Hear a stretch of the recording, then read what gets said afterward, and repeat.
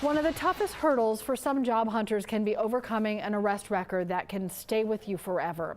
But this week, several counties pulled together to offer help in a unique way.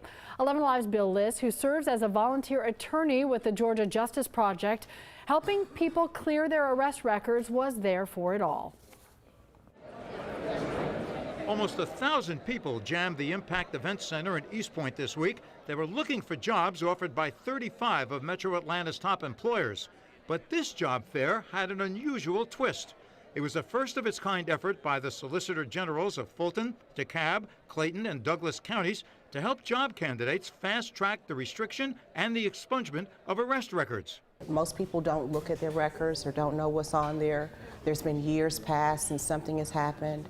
And it gives them an opportunity to say, hey, I've moved past that. That happened when I was young. As a defense attorney, I represented a lot of young people that made mistakes because they were teenagers, because they were young, just dumb stuff.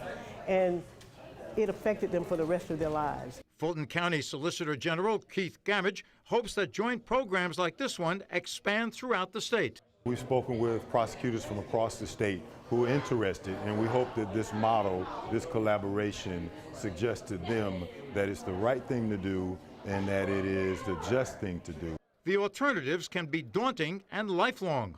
If you have an arrest record, even if you've pled not guilty or the case has been dismissed for a misdemeanor, it can have a profound effect on you trying to get a job. For Tanita Miller, she's been turned down more than 20 times for jobs. Why? Because she has an arrest on her record from something that happened 15 years ago.